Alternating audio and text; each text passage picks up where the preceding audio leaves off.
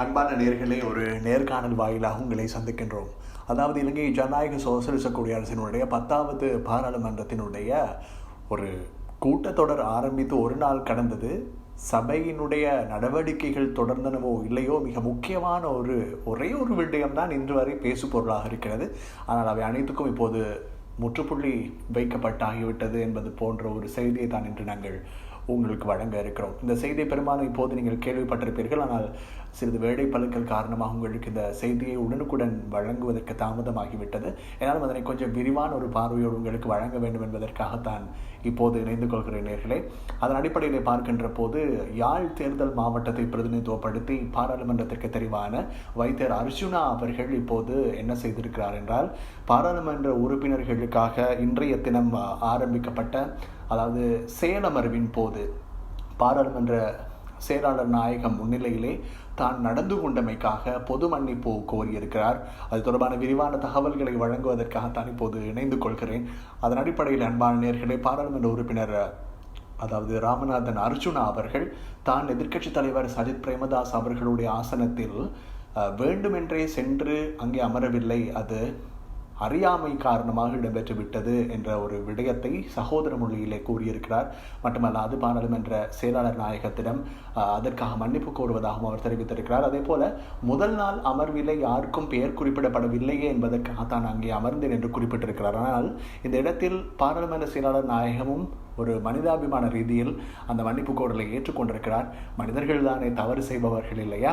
ஆகவே மன்னிக்கும் மனப்பான்மையோடு அதனை ஏற்றுக்கொள்கிறேன். ஒழுக்காட்டு நடவடிக்கைகளுக்கு செல்வதற்கு அங்கே அவசியம் ஏற்படாது என்ற ஒரு விடயத்தை தான் அங்கே பார்க்கக்கூடியதாக இருந்தது. எனவே ஒழுக்காட்டு நடவடிக்கை உண்மையில் எடுக்கவும் முடியாது சில போது. ஏனென்றால் அது சபை அமர்வு உத்தியோகபூர்வமாக துவங்குவதற்கு முன்பதாக, அதாவது பாராளுமன்றத்தினுடைய சபாநாயகரே தேர்வு செய்யப்பட்டிருக்கவில்லை, உறுப்பினர்கள் பதவி எடுத்திருக்கவில்லை. இப்படிப்பட்ட ஒரு சூழலில் தான் அது நடந்தது. என்றாலும் அது பாராளுமன்ற கட்டிட தொகுதிக்குள் நடந்த விடயம் அல்லவா? வரலாற்றில் இதுவரை அப்படி நடந்ததே கிடையாது அல்லவா? அதுதான் பேசு பொருளாக மாறியது. இதில் மன்னிப்பு கோருதல் என்பது மிகப்பெரிய ஒரு விடயம். மன்னிப்பு கேட்பவர் மனிதன், மன்னிப்பவர் மாபெரும் மனிதர். அது எவ்வாறாக இருந்த போதிலும் கூட சில நடவடிக்கைகள், ஆனால் அங்கே அந்த படைக்கல சேவிதர்களின் கீழ் வருகின்ற சேவிதர்கள் அவர்களிலே ஒருவர் வந்து கூறுகிறார், இந்த இடம் எதிர்க்கட்சி தலைவருக்கானது, இதில் உட்கார வேண்டாம் என்று எத்தனையோ தடவைகள் கூறுகிறார். தெரியாமல் அமர்ந்தார் என்று கூறவும் முடியாது. என்றால் தெரியாமல் இருந்திருந்தால் அவர் அதனை கேட்டவுடன் அங்கிருந்து சென்றிருக்க வேண்டும். ஆனால் சபை கூட்டத்தொடர் ஆரம்பித்ததன் பிறகும் எதிர்க்கட்சி தலைவர் தேர்ந்தெடுக்கப்படும் வரை அவர் தொடர்ந்தும் அந்த இடத்திலே தான் இருந்தார் என்பதனை காணக்கூடியதாகவும் இருந்தது.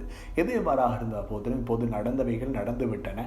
இப்போது மன்னிப்பு கூறல் கேட்கப்பட்டு விட்டது. சபாநாயகர் கூட ஏற்கனவே தெரிவித்திருந்தார், நாங்கள் அவருடைய சமூக வலைத்தளங்களில் கூட பரீட்சித்திருக்கிறோம் அவருடைய செயற்பாடுகள் குறித்து என்று. ஆனால் இப்போதைய சூழலிலே இப்போது அவர் பொது மன்னிப்பு கேட்டுவிட்டார். இது தவறாக இருக்கின்ற பட்சத்தில் நான் அதற்கு பொது மன்னிப்பு கேட்கிறேன் என்று அத்தோடு அந்த விடை முடிந்துவிட்டது என்று நினைக்கிறேன். ஆகவே அவர் கூறியிருந்தார், எனக்கு இப்போது பாதுகாப்பும் இல்லை, ஏனென்றால் நான் வெளியே செல்கின்ற போது கூட நீங்கள் தானே நாட்டுக்கு எதிரான கூற்றை கூறினீர்கள் பாராளுமன்றத்தில் என்றெல்லாம் பலர் என்னிடம் கேட்கிறார்கள். ஆகவே இதனை ஒரு வேற்று மனப்பான்மையோடு பார்க்கின்ற ஒரு நிலைமை முடிவுக்கு கொண்டு வர வேண்டும் என்பதற்காக நான் மன்னிப்பு கோருகிறேன் என்று கூறியிருந்தார். நல்ல ஒரு விடயம், வரவேற்கத்தக்கது. தொடர்ந்து இணைந்திருங்கள் அன்பான நேயர்களே.